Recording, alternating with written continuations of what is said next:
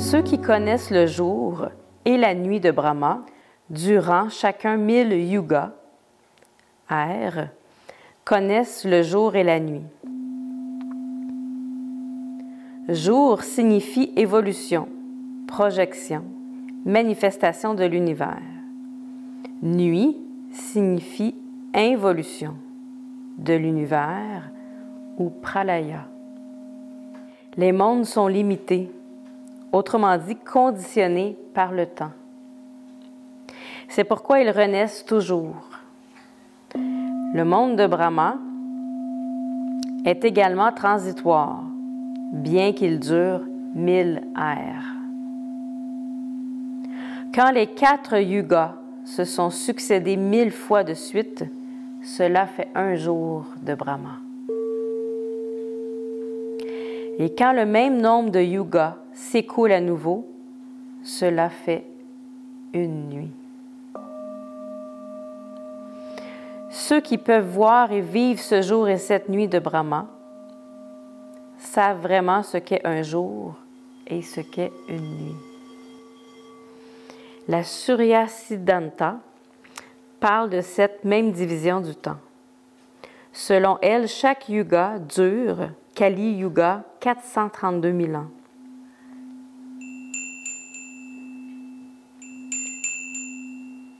Le Dvapara Yuga, 864 000 ans. Treta Yuga, 1 296 000 ans. Krita Yuga, 1 728 000 ans.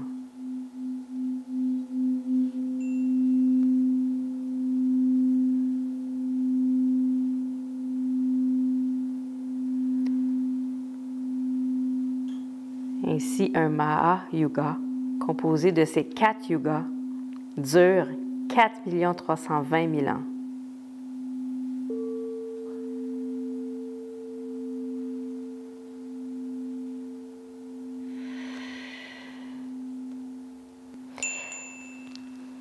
Le manifesté et le non manifesté résident en Brahman. Brahman est au-delà du manifesté et du non manifesté. Quand le monde et le corps sont détruits, Brahman reste intact.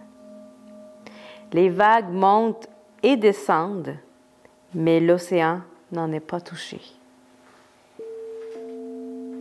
De même, les mondes naissent et meurent sans que Brahman, source de toute chose, en soit perturbé. Tout comme les parures sortent de l'or et y retournent lorsqu'elles sont fondues, les mondes sortent de Brahman et retournent à Brahman.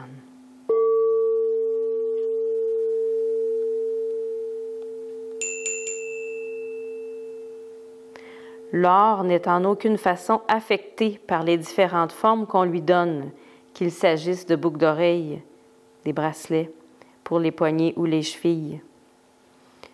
De même, Brahman n'est pas le moins du monde affecté par la projection et la destruction, dissolution des mondes et des corps. Il demeure toujours tel qu'il est.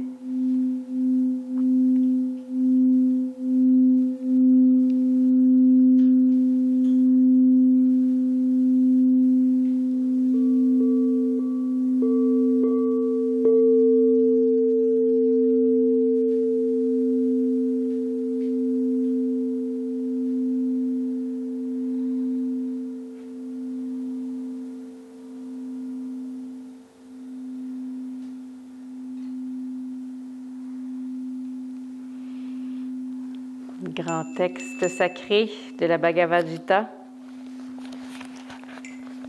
un livre que tout yogi qui s'intéresse vraiment à la tradition du yoga devrait parcourir. En fait, ça nous parle du yoga en action. L'action dans l'inaction et l'inaction dans l'action. C'est le livre de chevet en Inde.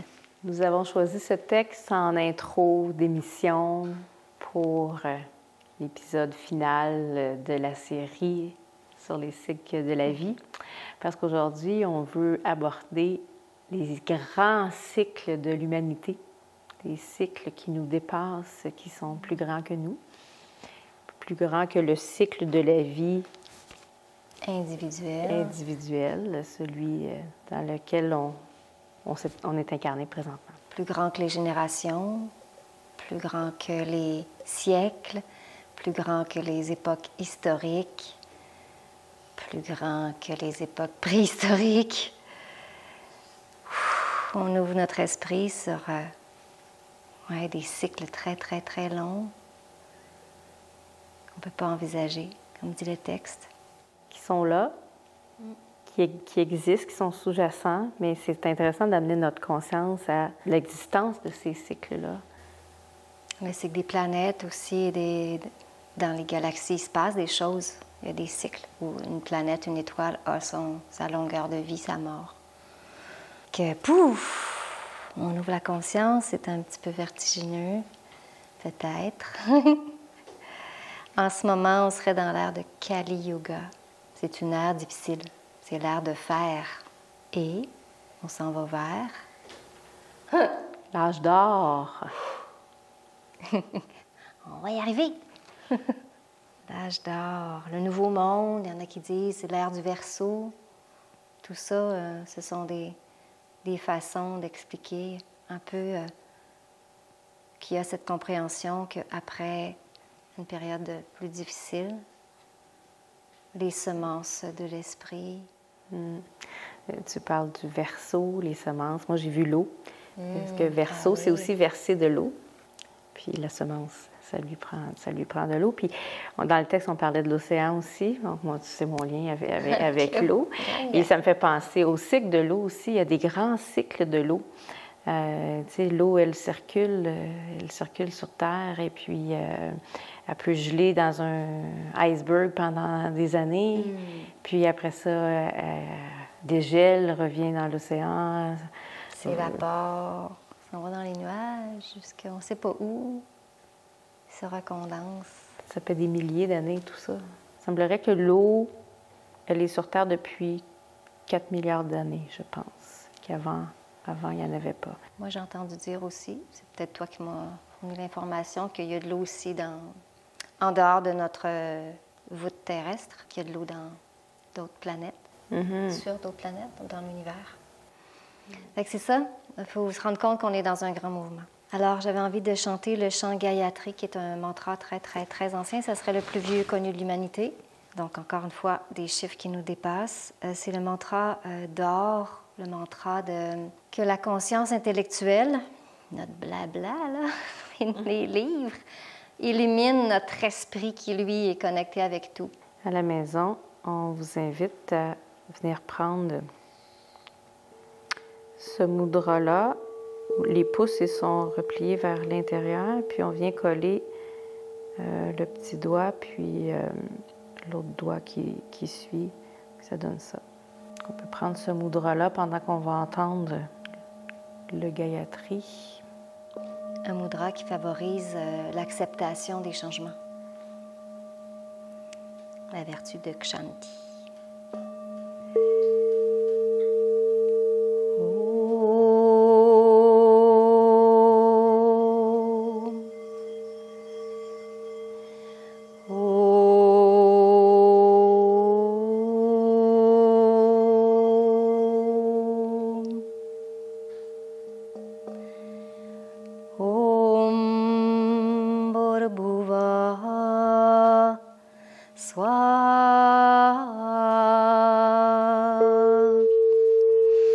Tat savitur vareniyam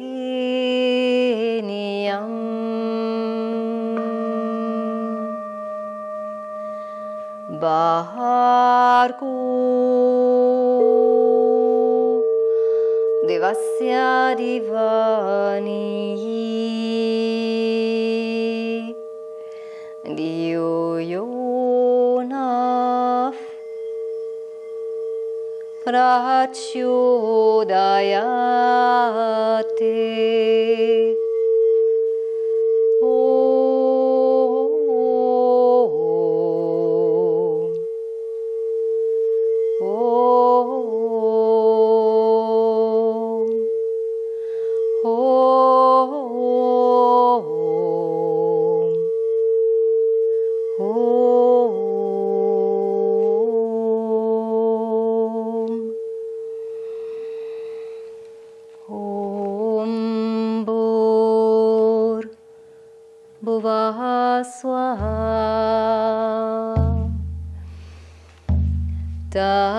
Dayat savitur varenyam Bhargo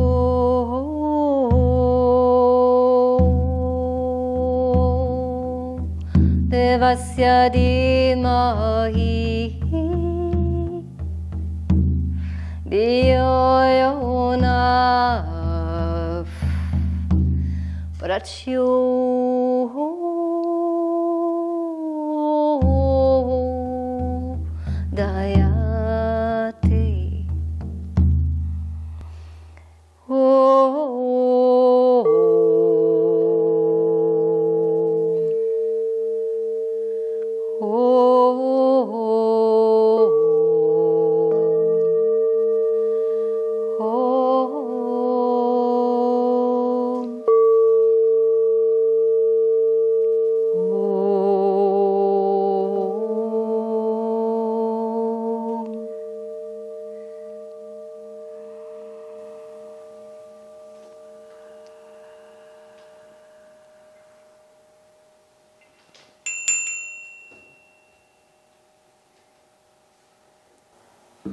Je pense que ça fonctionne, ce mudra-là et le Gayatri Mantra ensemble. Justement, tantôt, on avait amené notre conscience dans comme très grand, puis c'est un peu étourdissant d'aller dans cette conscience-là. Et avec le mudra et le chant, moi, j'ai senti comme vraiment comme je suis venue m'installer dans mon centre, dans mon axe. Donc, ça m'amène à parler que c'est important, peu importe ce qui se passe autour de nous, de rester centré, rester dans notre cœur. Puis les réponses qui sont là à l'intérieur du cœur, c'est une sagesse intérieure qui est là. Qui est intemporelle. Intemporelle. Puis on parlait dans le texte de non perturbé aussi. Donc, il peut se passer plein de choses à l'extérieur, mais si moi, je réussis à trouver cet espace-là, ou à l'intérieur où je suis bien et que d'être immuable et que rien ne peut me perturber. Et en essence, la pratique du yoga, ce qu'on voit, c'est ce qui se voit, c'est le mouvement, mais c'est une pratique pour nous amener à cultiver, à trouver et à installer cette immobilité ouverte sur le monde à travers le mouvement, les mouvements de gymnastique, de yoga, mais les mouvements de la vie. Et ça m'amène à une pratique de méditation qui est en fait un processus alchimique, comme sont toutes les voies spirituelles, si elles sont bien comprises, de transformer le fer, ce qui est lourd, les souffrances, les toxines, en or, donc en ce qui est plus léger, lumineux, rayonnant, aimant. Il y a une pratique très ancienne moi je l'ai appris dans la voie du bouddhisme, mais ça n'a pas d'importance, qui s'appelle Tonglen. Alors, ça vous tente à la maison de vous installer pour faire cette pratique-là? Comme vous êtes confortable, moi je viens d'allonger mes jambes.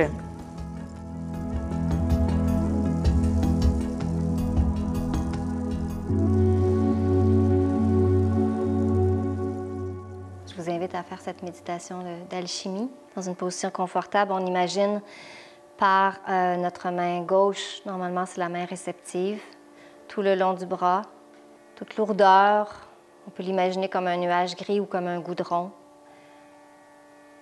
La nôtre, mais celle qu'on peut percevoir dans notre entourage, on la fait entrer. Et là, n'ayez pas peur.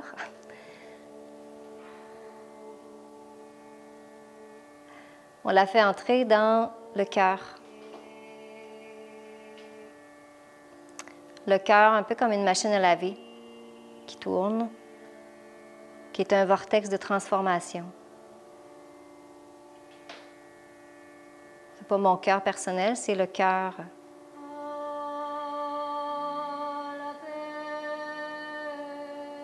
Le cœur christique.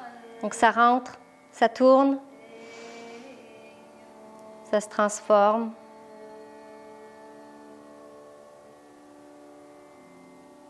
Et quand je ressens que c'est devenu léger,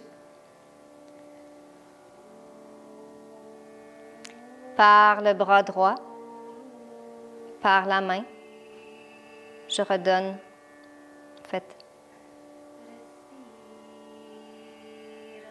sort de moi un nuage de lumière dorée,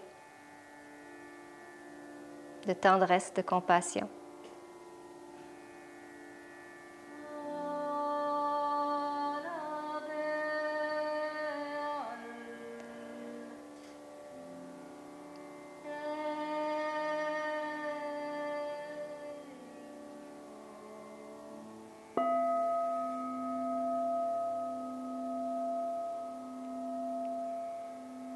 Et on ne fait pas ça à chaque respiration.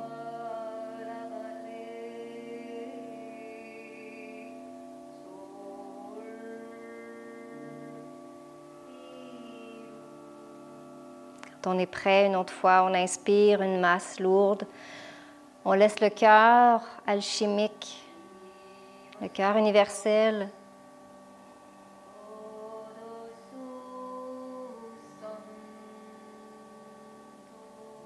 l'amour infini, plus grand que moi, transformé.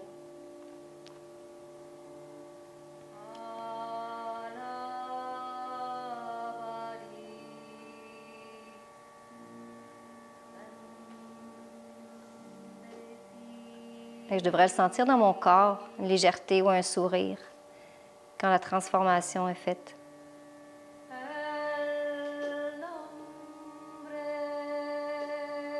La transmutation est faite.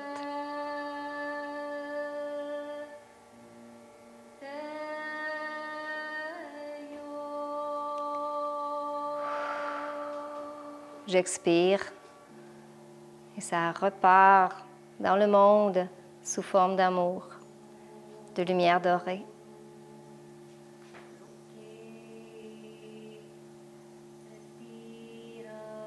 Continue encore une vingtaine de secondes.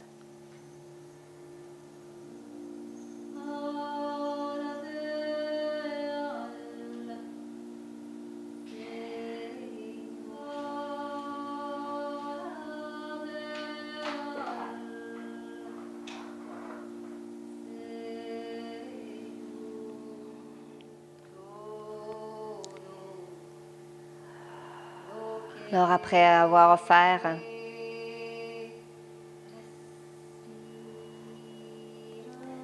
cette transmutation, on peut respirer profondément.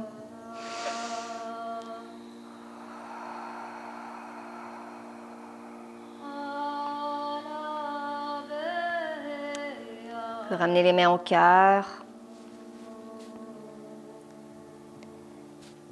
Et respirer pour soi-même, la lumière dorée, la tendresse.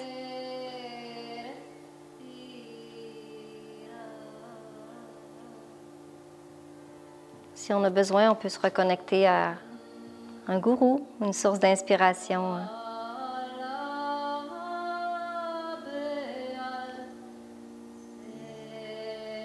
spirituelle, jusqu'à ce qu'on soit prête à ouvrir les yeux et à continuer la journée.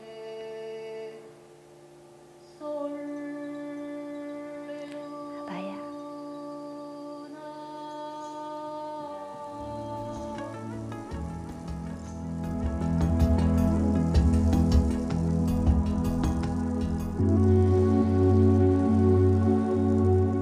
On vous propose un mudra que vous pourrez faire après avoir vu notre rituel qui ouvre sur plus grand que nous pour revenir à vous. Et c'est un mudra que vous pouvez prendre quand vous avez besoin d'un retour à soi. C'est très puissant, ça fonctionne rapidement. Donc on vient, c'est le petit doigt gauche qui est en dessous, on vient entrelacer tous les doigts.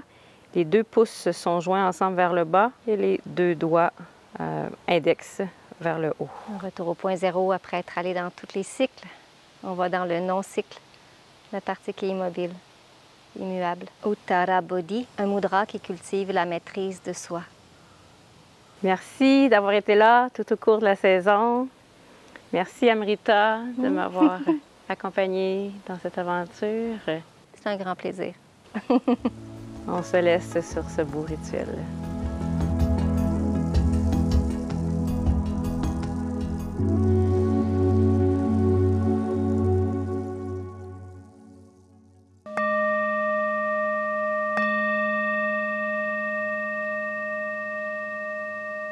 Comme finale de notre 6e épisode de notre série Naturellement Yoga sur les cycles de la vie, on vous propose un rituel qu'Amrita va nous guider avec des mouvements. Et à la maison, si vous avez le goût de faire les mêmes mouvements que nous, vous pouvez le faire. Nous, on va s'installer autour du grand œuvre qui est ici, qui se trouve être une œuvre, une peinture de Raymond Hébert qui peint la géométrie sacrée qu'on vous a présentée dans la saison 5. Le grand œuvre qui vient nous connecter au divin et à tout ce qui est plus grand que nous. Le rituel qu'on va faire, c'est justement pour venir se connecter par des actions, par des mouvements à ce qui est plus grand que nous, d'autres dimensions, d'autres galaxies. Notre galaxie, d'autres galaxies, notre univers, d'autres univers. Donc, on peut faire ça aussi avec la conscience. Et les rituels, comme on va faire en cercle, ça peut se faire à plusieurs. Donc, en fait, il y a idéalement à plusieurs, ça a même une plus grande portée de tous les messages avec notre corps qui sont envoyés, utilisés. Et la base de 3, comme on a maintenant, est l'idéal pour qu'il y ait un mouvement, comme on avait vu dans l'autre émission. À 2, ça fait juste un rebond, mais à 3, on vient d'avoir un cercle. Oui, on a Christian qui se joint à nous, qui est là. Alors, prenons place pour le rituel.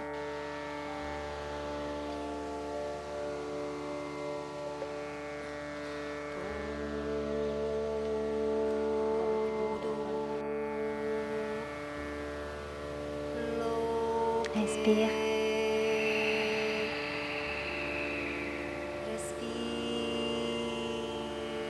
Enlève la tête. On redescend la tête et les mains vers le centre. On va ouvrir la jambe gauche et les bras.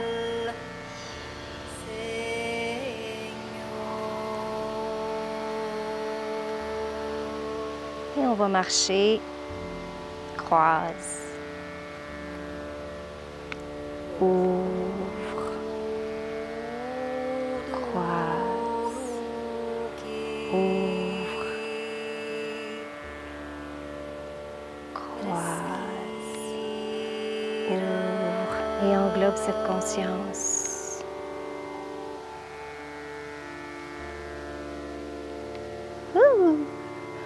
Conscience qui donne le vertige. On revient à notre place. Au cœur. Au sol.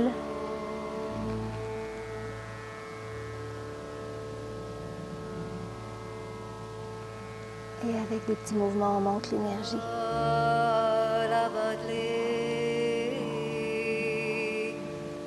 Jusqu'en haut. Et on ouvre les bras. Continue à ouvrir l'énergie.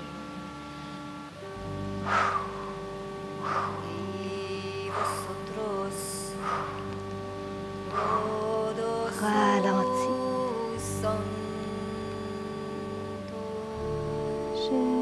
Jusqu'aux 2 mains au-dessus de la tête. Jointes. Au cœur. Un pas vers le centre avec une flèche. Un pas vers l'arrière en ouvrant les bras.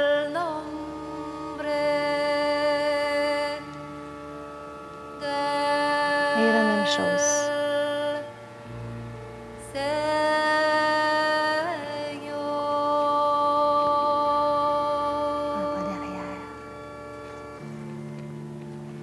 Ouvre les bras. Ramène les 2 pieds.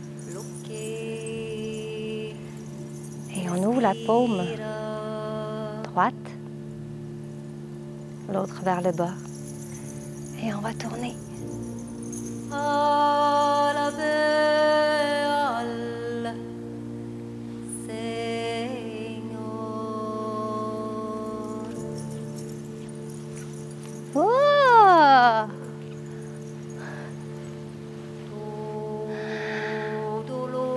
le cycle. Et on commence à être étourdi. On ressent nos pieds. On se stabilise.